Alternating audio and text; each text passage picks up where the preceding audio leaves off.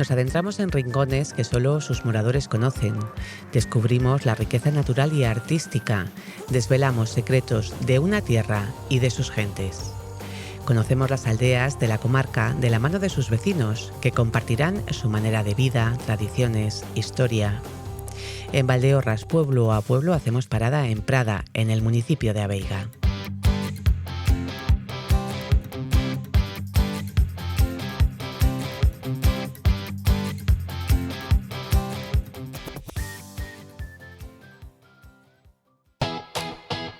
En Valdeorras, pueblo a pueblo, seguimos nuestro recorrido. Esta vez nos dirigimos a Prada, una aldea marcada por el agua, la fe y los recuerdos de un pasado que llenó sus calles de vida, de encuentros, de actividad y de historias que todavía hoy permanecen grabadas en la memoria de quienes la vivieron. Llegamos a Prada por la carretera de Celavente. El paisaje se abre ante nosotros y nos ofrece una de las vistas más impresionantes del oriente ourensano. Desde lo alto contemplamos el embalse de Prada.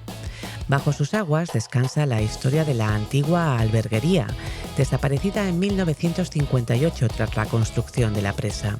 De aquel pueblo apenas queda visible o Prebouo, un pequeño islote que se ha convertido en el último testigo de su existencia.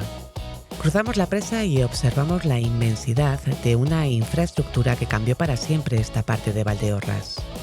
Al otro lado nos recibe el antiguo poblado de los trabajadores. Hoy apenas unas pocas casas permanecen habitadas, pero sus calles todavía conservan la memoria de aquellos años de intensa actividad. No ano 1951 ou 52 foi cando viñeron a facer o sondeo para facer a presa. Sí. Eu era un neno daquela, ainda sigo sendo hoxe, claro. Da Veiga a alberguería non había nada máis que un camiño, non había carretera. Moncabril fixo unha carretera que viña pegado ao río Xares, desde a Veiga á alberguería, para facer os transportes do embalse de Prada. Despois fixeron outra carretera que viña desde Lentellais, pasaba por Celavente, a Prada, que foi por onde pasaron as turbinas e todo o material fuerte, o cemento que viña da rúa hasta ao lado da presa. Cando viñan os jefes de obra, viviron nas casas en alberguería. E despois foi cando fixeron poblado por jefes, o poblado de Prada, poblado que era no sitio da alberguería, o poblado que ainda existe hoxe, ao lado da presa. E despois foi cando comenzou a obra. Había moito traballo, non, nesta zona, ca construción da presa. Non, claro, moita xente. De hecho, morreron un de aquí de Prada, un da alberguería, John andaluz que vivía en alberguería, que era un carrilano, le chamaban daquela. E unha pega, e resulta de que non saliron 2 tiros, e foron a barrenar, e nese momento reventaron os tiros e mataron os 3. Como viviste iso a salida da alberguería? Voucho dicir agora. Vale.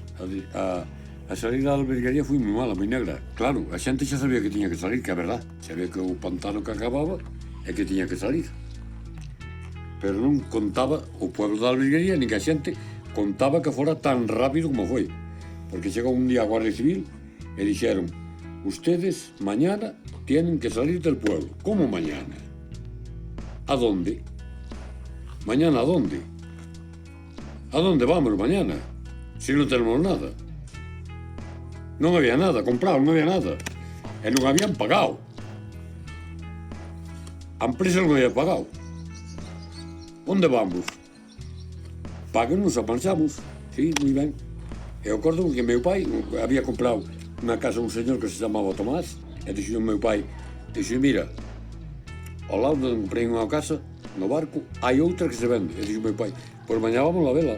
E xa viñan a comprala. E para outro día, xa coller as cousas para o barco. E aí acabou o tema. Despois, foi cando cerraron con puertas, porque cerraron con puertas. Había un señor que se chamaba José Manuel, que era un dos últimos do pueblo, de arriba, que foi o último que saliu. Porque tiña ganado, tiña vacas, tiña ovellas, tiña cabras, tiña todo, e non daba vendido. O home estuvo ali hasta a última hora. é mal vender como mal vender todo o pueblo, claro. Porque o meu pai tamén teña vacas e tuvo que mal vendelas, porque non había onde ir con elas. Ti aquí en Prada non tiñais sitio para estar? No. Prada é un pueblo, pero para ese momento non valía. Para decir, no, eu vou a tua casa. Como vas a miña casa?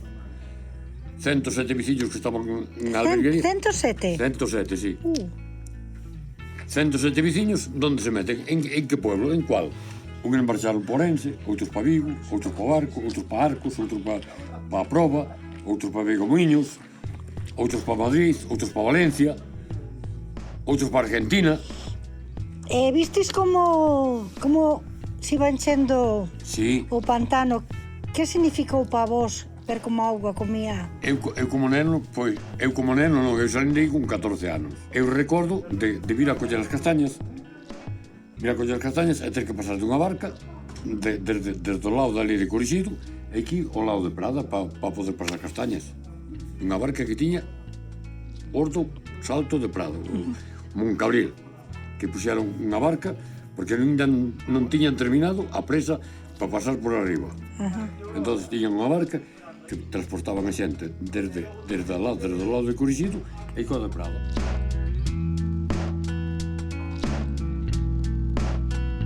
Nuestra primera parada nos lleva al santuario del Santo Cristo de la Ascensión.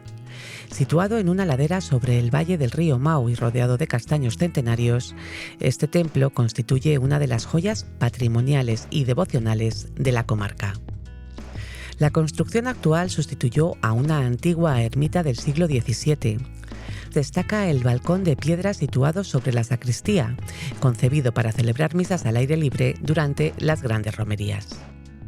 En el interior sobresale el altar mayor, presidido por un autorrelieve de la Virgen y los Apóstoles, coronado por la imagen del Santo Cristo de la Ascensión. Este é o santuario de Prada, Cristo da Ascensión, que foi feito moi antigo, exactamente non sei a fecha do tempo que ten, pero moi antigo.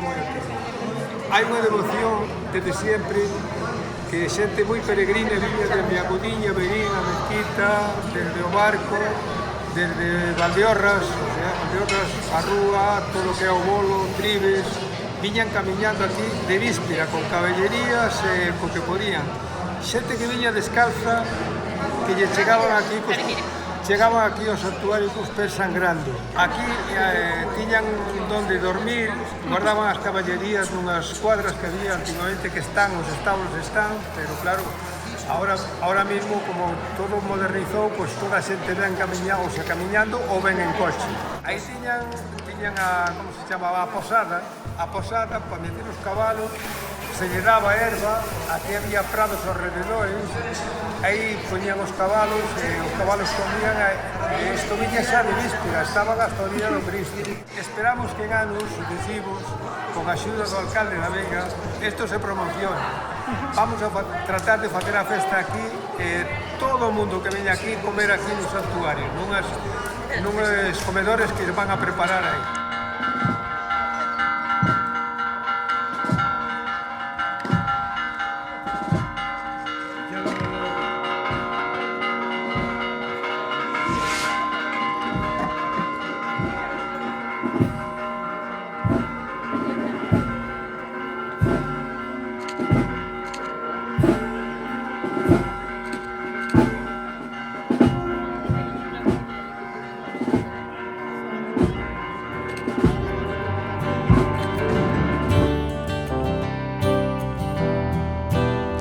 Este rincón vuelve a llenarse de vida durante una celebración que reúne a vecinos, emigrantes y visitas en torno a una tradición profundamente arraigada.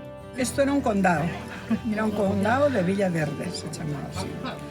Era un señor, vivía un conde. E viña o cura do pueblo todos os días a dicir misa nunha capilla que había. E un día, el era cazador e marchou a cazar. E veu o cura, non estaba el, tardou. Entón o cura, porque tiñan algo de rencillas entre os dous, puxos a dicir misa. E cando el veu de cazar, pois o cura estaba acabando a misa. Pois el colleu a escopeta e matou o cura. Pois a el desterraron.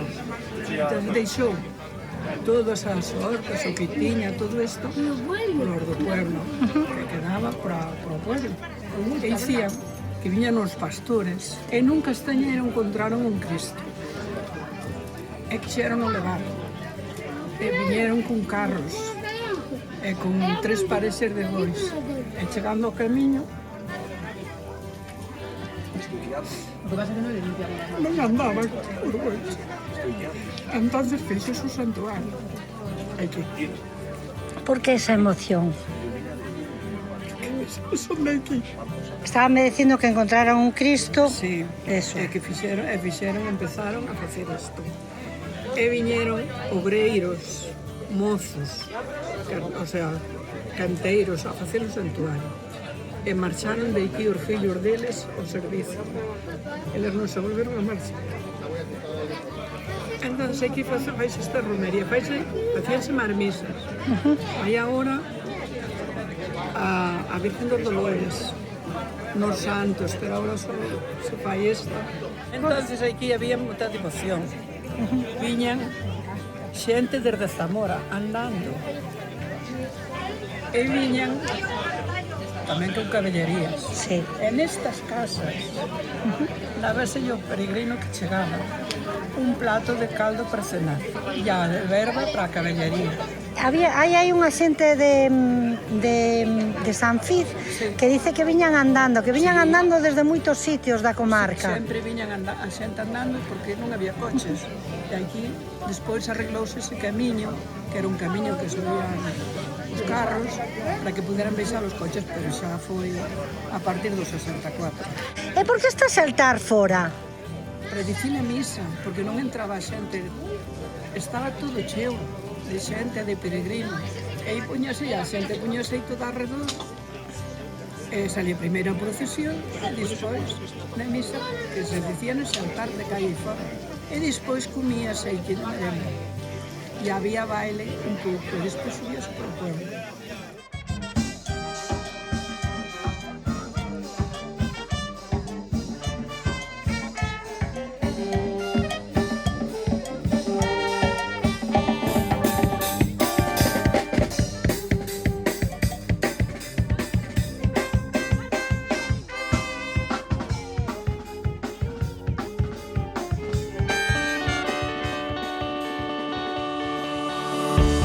Vos que sodes de aquí de Prado ou de onde sodes? Sí, somos de San Fiz. Quanto queda San Fiz de aquí? Unos 5 o 6 kilómetros habrá, más o menos. Unha hora e pico. Sí, Desde San Fiz viña máis xente do pueblo, non? sí, viñamos todo, casi todo. Claro, eso hai 60 anos ou 50. Porque nos tuvemos todos en Barcelona 50 anos. Sí, bueno, claro. Foi esos anos que a xente tuvo que marchar, non? Claro, Viñamos descalzos. Viñan descalzos? Usted tamén é de San Fiz? Sí, con mi mamá. E miña mãe facíame vir descalza, llena toda a vida. E aquí era como Santa Catalina ali no pueblo, era máis. Isto aquí era, e non nos olvida os que somos, os que quedamos, temos no corazón. Siguen vindo os seus maus todos os anos aquí? Todos os anos. Generación, que son eu, a tradición non hai que perderla. Comíamos aí abaixo, os manteles no suelo, todo limpio. Viño os burros, os caballos, todo. Allí era de maravilla. Pues los caballos que nos tiña, con el resto había que ir andando. O pai, que o cabelo e os nenos pola mão. E nos deixaba a mãe na casa todos, grandes e pequenos. Que bonito. Sí, era moi bonito.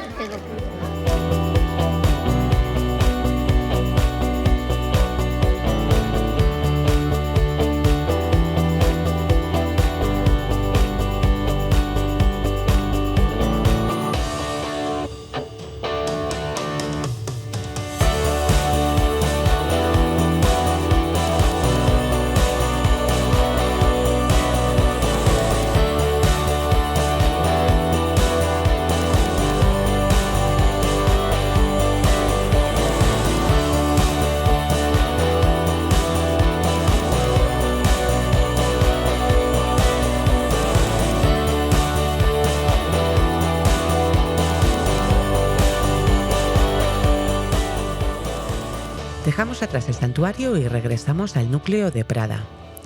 Nuestra siguiente parada es la iglesia de San Andrés, el templo destinado al culto habitual de la aldea. Su orientación llama la atención ya que parece construida de espaldas al pueblo, una peculiaridad vinculada a los antiguos caminos de acceso. En su fachada destaca el escudo de la casa de Barrizal y en el interior las imágenes de San Andrés, San Antonio y Santa Bárbara.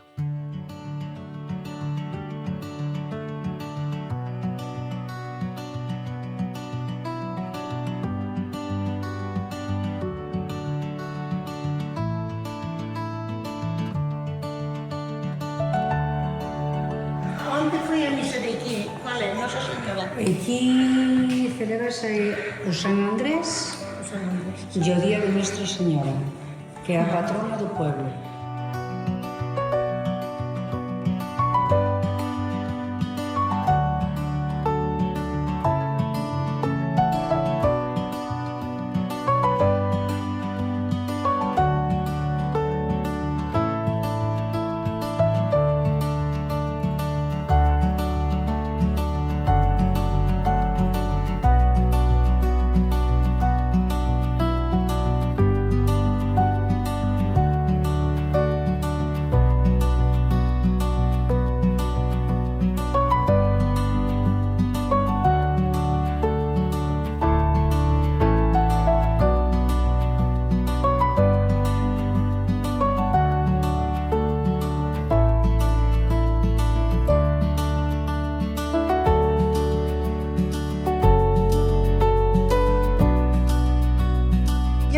De que reliquia? De que...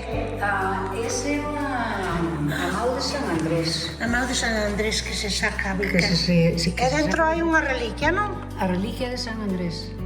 E iso que é? Dicen que é un hueso de San Andrés. Houve un incendio aquí dunha casa, un incendio moi grande, e meteuse a mão de San Andrés a dar, apagouse o incendio. Así que é un santo que Prada cree moito en él porque lle fixo un milagro, efectivamente.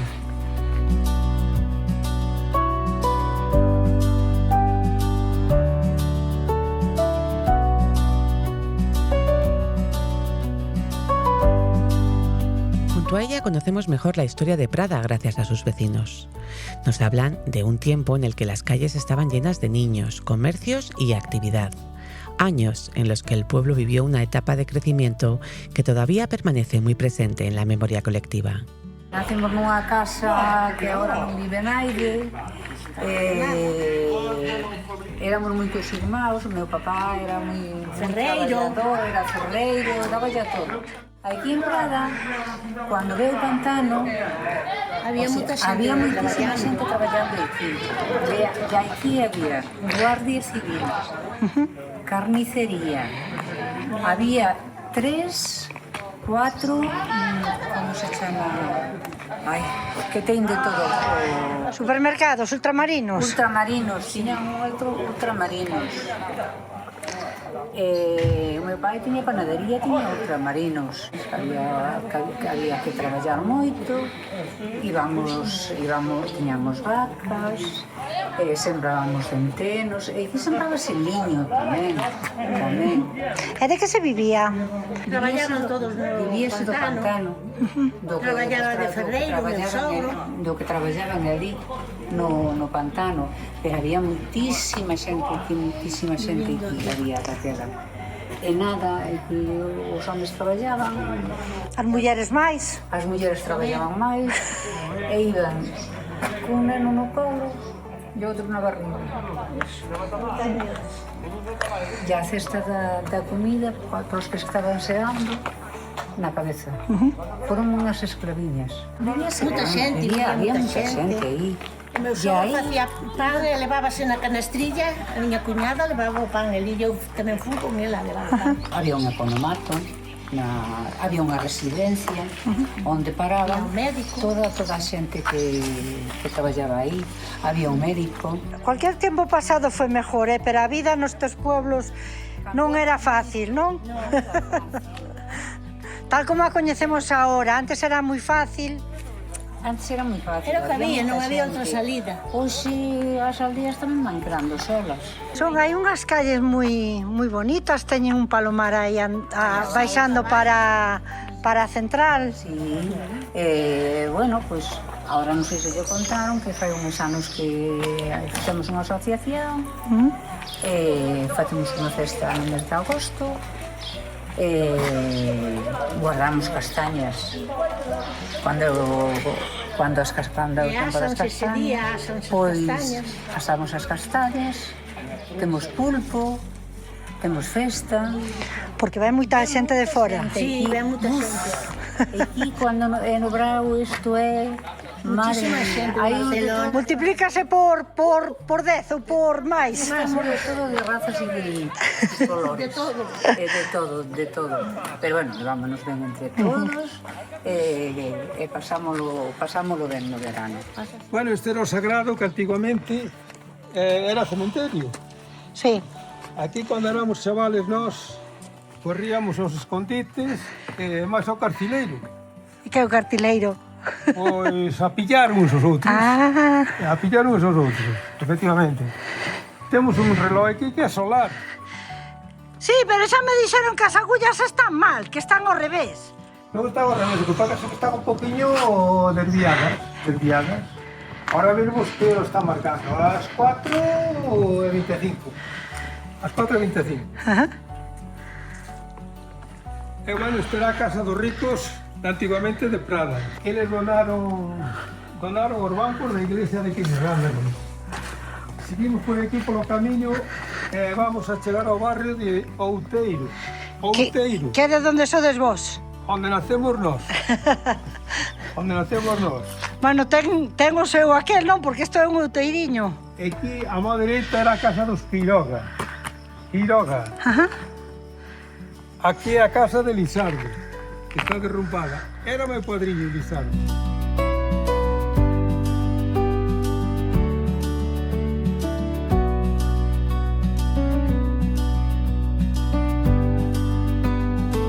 Continuamos nuestro recorrido hasta la fragua de Celestino. Aquí, entre herramientas y viejas piezas de hierro, descubrimos la historia de un hombre que sacó adelante a 7 hijos gracias a su trabajo. Eu hasta que fui a mili traballei na fragua con meu pai machacando ferro a base de martillo. Cando se embalsou tamén traballaba a fragua, traballaba máis, menos ou... Moito máis. Sí. Aquí viña xente de San Martiño, de Fornelos, de Celavente, Corexido, Vilaboa, Castromarigo, Cardenal Candeda. Todo Dios viña ca caballería aquí, ca ferramenta dentro do saco, e nos ya preparábamos aquí para labrar as terras. Efectivamente. E cando había feira facíamos ferramentas novas, como xeradas, machadas, fouces, e levábamos a vender ao axuntamento á feira. Efectivamente. Ahora vamos a entrar no que era a fragua. Pero esas chaves son de bolsillo, non? Sí. Estas son de San Pedro. Vou entrar na fragua da que era de meus pais, donde eu pasei case a mitad da vida con meu pai machacando ferro a base de maza e martillo. Contanos un pouco como... Meu pai, con este martillo, machacaba o ferro. E eu, con a maza deste lado, E onde cantabais aquí, non? tocábamos, ese era onde se calentaba o ferro.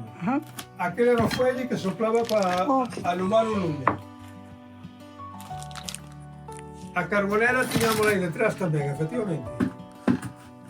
Tiñamos a carbonera aí. Que é onde está ese cestiño ahora con carbón, pero antes había moito máis. Un depósito de carbón.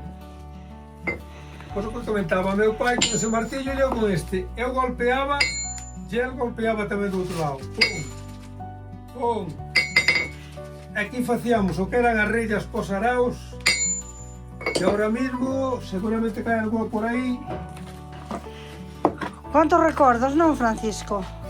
Moitos recordos. Eso que é? Isto era o que levaban os araos para labrar as terras. Esta era unha rella que estaba apuntada ca pena fina para que pudera traballar ben a terra. E esta xa era unha rella que estaba desgastada con máis uso, que claro, efectivamente facía falta facerlle a punta como esa, apuntala. Facíamos fonces, eixadas de peta, queixadas de penta. E aí tes para afilar, non? E que o meu pai facía esta cucharas para a pota do caldo. Esta era a forma para facer a pota do caldo. Aí poñía o ferro e moldeaba todo alrededor para facer a pota do caldo. Aí o facía. Este era un aparello donde doblaba o ferro con el. Como facía puente, poñía o ferro e golpeaba e iba facendo arcos. Arcos pos cubetos, que é o que hai ali, efectivamente. Estes arcos facíos aquí na franja. Bueno, teis aí 200.000 aixadas. Pois moitas, moitas. É que ahora mismo... Ai, bueno, ahora que subimos unha máquina de sulfatar, é que seguro que moita xente que está vendo isto non sabe que aquelo era unha máquina de sulfatar de cobre, as aixadas, o rodo, o cacho pasar as castañas. o cacho pasar as castañas. Efectivamente. Bueno, aquí hai que facer un museo, Francisco? Pois, co tempo habrá que facelo. Que hai na alacena que tiñis para... Aquí tiños aparellos, donde traballaba aquí na xunta. Bueno, tedes hasta o mandil, Este era o mandil para que non se queimara cas chispas dos ferros, claro está. Que bonito. Que tiña uña e tiña outro. Este era unha ferramenta que era a talladeira para cortar o ferro. Puño aí, eu golpeaba ca maza, pumba, e cortábamos o ferro, facíamos dous. Efectivamente. Como era o oficio de ferreiro? O oficio de ferreiro po inverno era moi bonito, porque non pasábamos frío. No malo era no brao, non? E traballabais brao e inverno. Pero no brao isto era fastidiado. Eu era cativo, estaba tocando fuelle desde aquí, tiña o bar a Luis máis largo hasta aquí. Tocaba o fuelle, cando acababa que el sacaba o ferro de aí, eu me puñía ca maza para poder labralo. Era un traballo un poquinho fuerte, pero meu pai era unha fora de serie, moi traballador. Como se chamaba teu pai? Celestino. Celestino. Moi fora de serie era. Facía as ferramentas todas. E tú seguiches ca labor ou tamén emigraches, tamén marchaches fora? Non, vamos a ver, eu hasta que fun a Mili estuve aquí. Sí. E despois dediqueime a conducir. Estuve traballando nas canteiras de pizarras. E a Fragoa cerrou cando o teu pai deixou de traballar? Efectivamente. Vale. Nos, os irmãos, vimos aquí a facer algo a chapuza, pero... Sí, para seguir recordando aquelo que foi... Efectivamente, para recordar o que facía o noso pai. Facía as cadenas, estas cadenas argorias facía así. Eterna memoria, non? Os chambarines para colgar os recos. Os chambarines. As soltas que levaban os carros. As soltas. Isto era para prender o ganado, por aquí metíase o pescozo, pasábase por aquí, e aí quedaba o cuello do ganado prendido, o cuello das vacas, aquí. Tiña un giratorio aquí para que a vaca girara e non se atravesara. Efectivamente.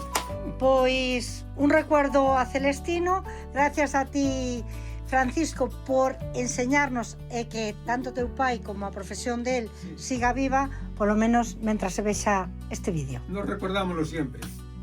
Celestino fue herrero, panadero, comerciante y tabernero. Su negocio se convirtió en un punto de encuentro para varias generaciones de vecinos. Criou 7 fillos. Bocón de viño. Había unha escalera que salía o camiño por aí. E había cabina telefónica. Aí a cabina telefónica, a televisión a primeira que houve no pueblo. Televisión blanco e negro. Sí. Aquí estaba cheo de zapatillas e galochos. Sei o que. O bidón do aceite que se sacaba con medidor. A pesa para pesar o kilo da roda, aqueles cartuchos de papel que había. Galletas en caixas de 3 kilos que se vendían a granel. Todo se vendía a granel. Qué bueno. Latas de sardiñas, arroz, fideos, macarrós, membrillo, E aquí estaba a barra. tabaco, Aquí estaba a barra do bar. Esta era a barra do bar. Había un pequeno mostrador. É que me decías que a panadería que estaba do outro lado. Comunicábase en unha porta que a panadería. O sea, que lle tocou yo mesmo ao tío. Estaba na ferrería, atendía, facía de panadeiro e atendía o bar. E 7 fillos. Vamos a ver. Bueno, algún fillo algún iba salindo e iba axudando, non? Atendía unha das irmás maiores. Vale. Que é que vive nesa casa de enfrente. Sí. Esa atendía o bar. A parte, mira, naqueles tempos, para chegar ao que chegou el, Sí. un piso en Coruña, un solar no Barco, fixo casas... Sí. E traballamos despois as fincas do campo. Era maravilloso. Había viñas do outro lado onde está o santuario, estaban as viñas de Prada. Todo a pé. Había que ir camiñando, vámonos camiñando. Traballar todo o día. Era maravilloso.